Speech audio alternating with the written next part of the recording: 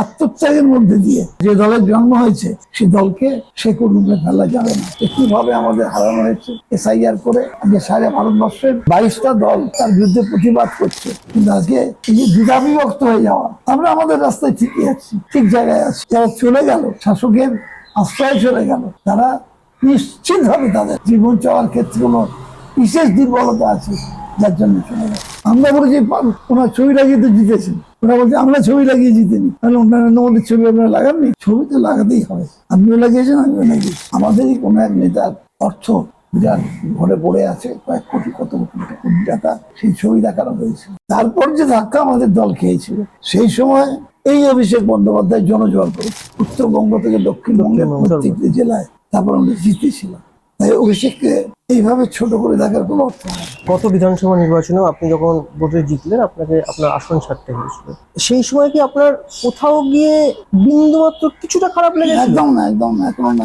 মমতা বন্দ্যোপাধ্যায়ের মতো ঝুঁকি নেওয়ার মতো লিডার, সাহস, নিজের জীবনের ঝুঁকি নেওয়ার মতো লিডার এই বাংলায় স্বাধীনতার আগে জন্মেছে, তারপরে আর নমস্কার। আজকে প্রথম কলকাতার প্রাসঙ্গিক প্রসঙ্গে আমাদের অতিথি যিনি, যে মানুষটি, তাকে বাদ দিয়ে বোধহয় পশ্চিমবঙ্গের রাজনৈতিক আলোচনা যদি করতে হয়, যে কটা রাজনৈতিক ব্যক্তিত্বকে নিয়ে আলোচনা করা যায় তাকে বাদ দিয়ে হয় না। যদি 50 জন রাজনৈতিক ব্যক্তিত্বের নাম পশ্চিমবঙ্গের আলোচনায় আসে, তার মধ্যে তিনি অবশ্যই থাকবেন। তার বর্তমান দলের বিভিন্ন ঝড়ের মধ্যে দিয়ে বর্তমানে চলছে, কিন্তু তিনি আগেও যা ছিলেন এখনো বোধহয় সেরকমই আছে। আজকে আমাদের অতিথি শ্রদ্ধেয় শোভনদেব চট্টোপাধ্যায়। দাদা, আজকে যেটুকু জানতে ইচ্ছা করছে, আপনি তৃণমূল কংগ্রেসের প্রথম বিধায়ক, আজকেও আপনি দলের বিধায়ক। আজকে যে দলটা লড়াই করতে করতে উঠে এসেছিল, 15 বছর শাসক ছিল যে দলটা, সেই দলটা আজকে নানা অভিযোগ, নানা বিতর্ক চলছে, অনেকে বেরিয়ে যাচ্ছেন দল থেকে।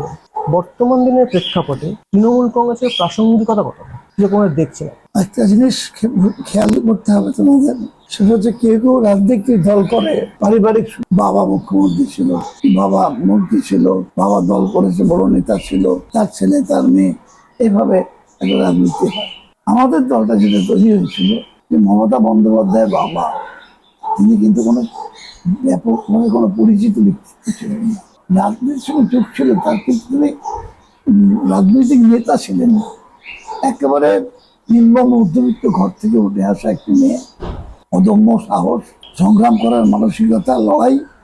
সেই মমতা বন্দ্যোপাধ্যায় দল তৈরি করেছিলেন যখন, তখন তার আগেই দল বহিষ্কার করেছিল 3 জনকে। 22শে নভেম্বর 1997 সাল।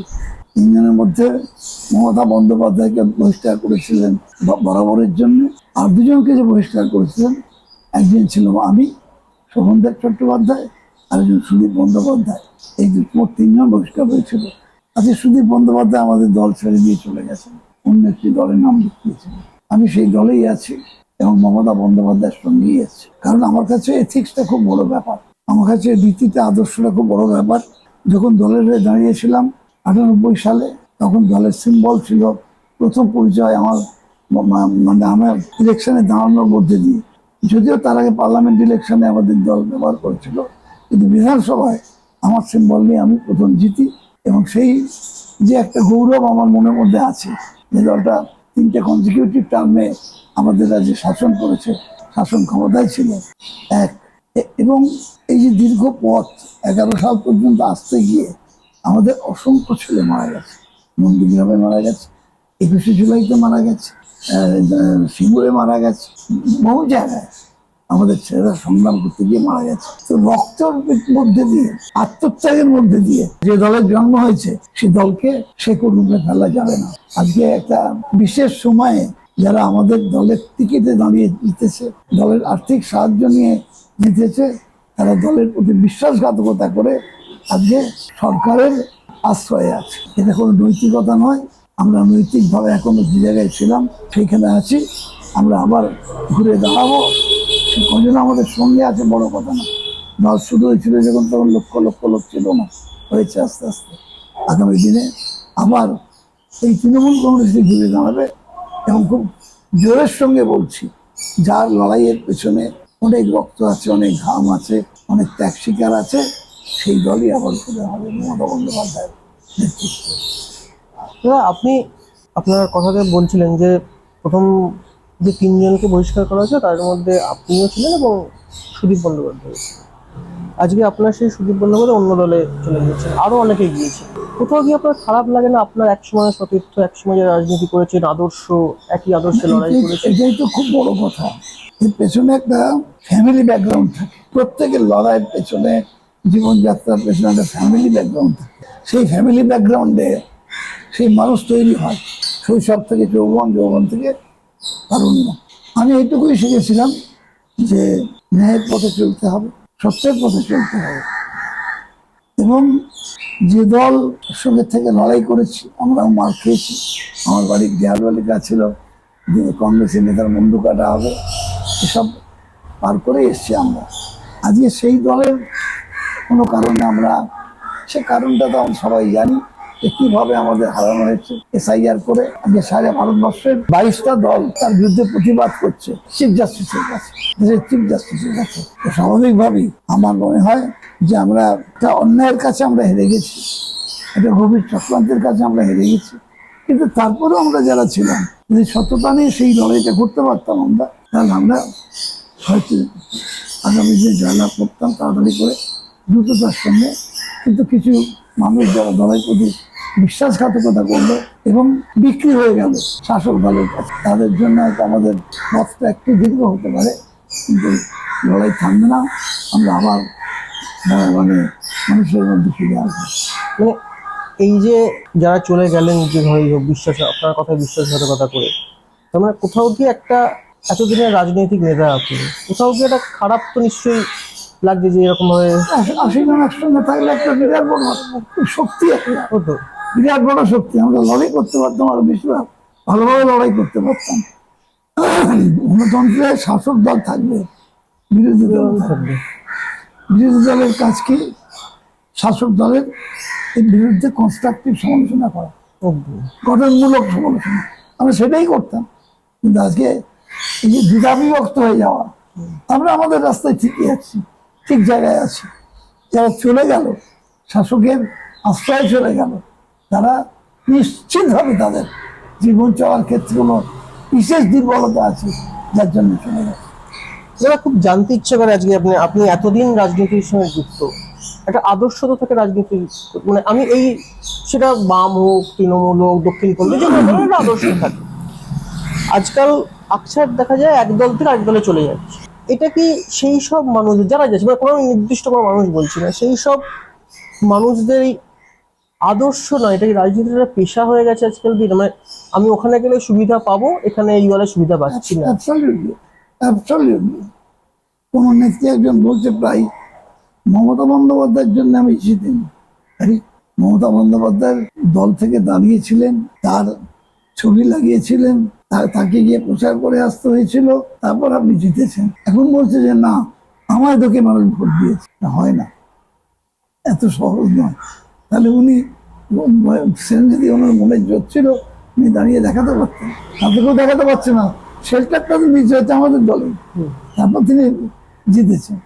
তো এগুলো মানে নিজের সম্পর্কে একটা বড় বেশি করে ধারণা করা হয়ে যাচ্ছে। আমি তো বিধানসভায় বললাম, আপনারা সব, উনি বলছেন আমাদের ছবি, উনি বলেননি, মমতা বলেননি, আমরা বলেছি ওনার ছবি লাগিয়ে তো জিতেছেন। ওরা বলছে আমরা ছবি লাগিয়ে জিতেনি। তাহলে নরেন্দ্র মোদীর ছবি আপনারা লাগাননি? ছবি তো লাগাতেই হবে। আপনিও লাগিয়েছেন, আমিও লাগিয়েছি। দাদা, এই যে ভোট পরবর্তী সময় যে অভিযোগটা মূলত হয়েছে বা উঠছে, যে অভিষেক বন্দ্যোপাধ্যায়ের বিরুদ্ধে, অভিষেক বন্দ্যোপাধ্যায়ের নীতি আদর্শ যাই থাকুক, এবং সেই বিষয়ে যাচ্ছি, উনি দলের বলতে গেলে অন্যতম শীর্ষ নেতা এবং সেকেন্ড ইন কমান্ড। ওনার এই বয়সে উনি এই জায়গায় পৌঁছেছেন। এইটা কি ওনাকে আপনারা স্বেচ্ছায় তুলে দিয়েছিলেন, না উনি এই গুরুদায়িত্ব কাঁধে নিয়েছিলেন এবং পরবর্তীকালে সমস্যার? আমি বলি, এটা তোমাদের মনে থাকার কথা, পঞ্চায়েত নির্বাচন ঠিক তার আগে আমাদেরই কোনো এক নেতার অর্থ বিরাট ঘরে পড়ে আছে, কয়েক কোটি, কত কোটি টাকা, সেই ছবি দেখানো হয়েছিল। তারপর যে ধাক্কা আমাদের দল খেয়েছিল, সেই সময় এই অভিষেক বন্দ্যোপাধ্যায় জনজোয়ার করেছিল সারা বাংলা করে, উত্তরবঙ্গ থেকে দক্ষিণবঙ্গের প্রত্যেকটি জেলায়। তারপর আমরা জিতেছিলাম। তাই অভিষেককে এইভাবে ছোট করে দেখার কোনো অর্থ হয় না। 21 সালেও অভিষেকের একটা বিরাট বড় অবদান আছে জেতার ক্ষেত্রে। বক্তা ভালো এবং বয়স কম, হয়তো একটু কখনো কখনো একটু উগ্রতা হয়ে পড়ে, কিন্তু সেটা আমাদের যৌবনও হতো মাঝে মাঝে। আমরা যখন যুবক ছিলাম তখন হতো। তার জন্য ওর দলের প্রতি কমিটমেন্ট, দলের জন্য এবারে ইলেকশন হতো, সারা বাংলা ঘুরে ইলেকশন করেছে, নির্বাচনে লড়াই করেছে, সব জায়গায় মিটিং করেছে।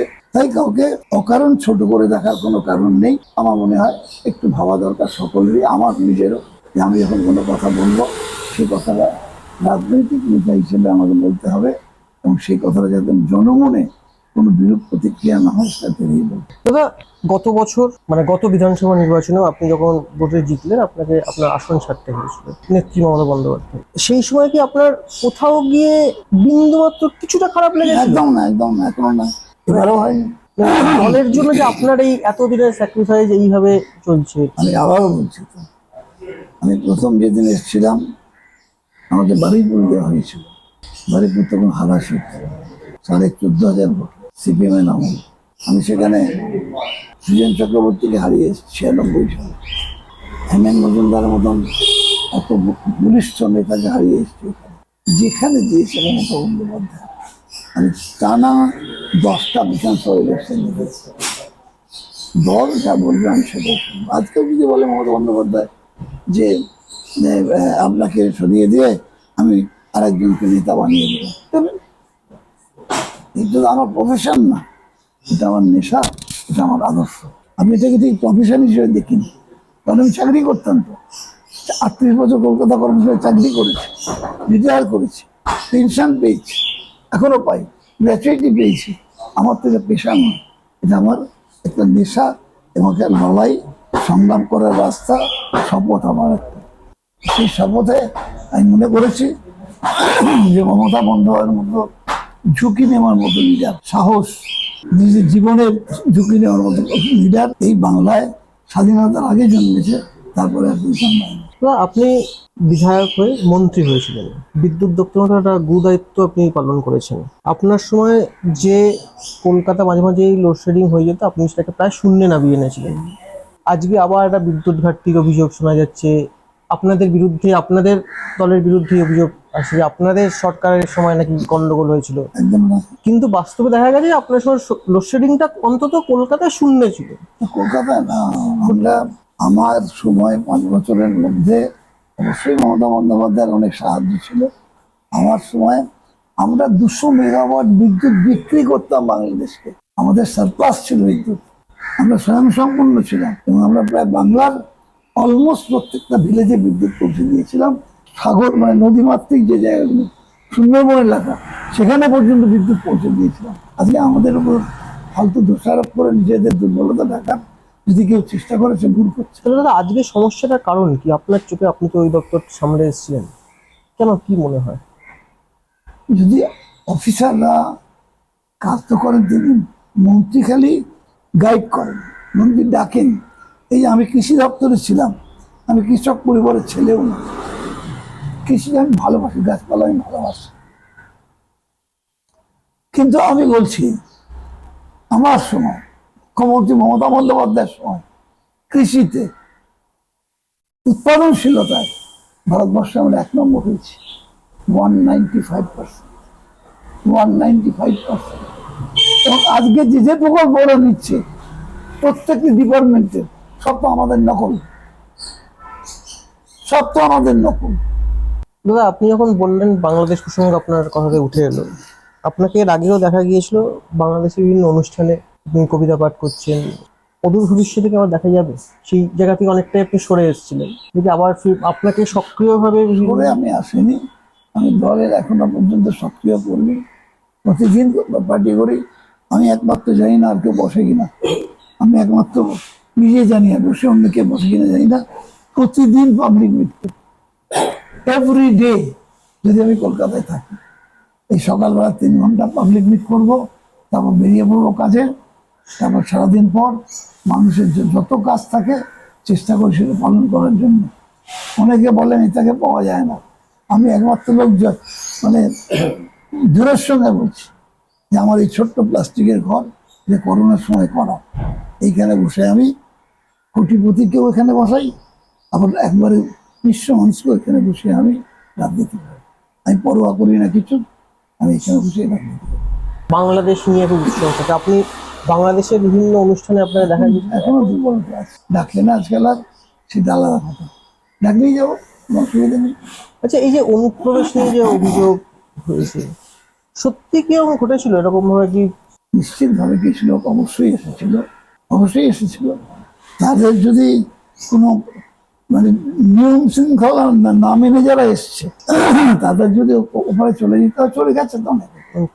প্রায় 1,000 লোক চলে গেছে শুনেছি, লক্ষ লক্ষ নয়, 1,000 4,500 লোক বোধহয় ওদেরকে পাঠিয়ে দেওয়া হয়েছে ওপারে, যাতে কোন ডকুমেন্ট, এবং তারা স্বীকারও করেছে আমরা এসেছি।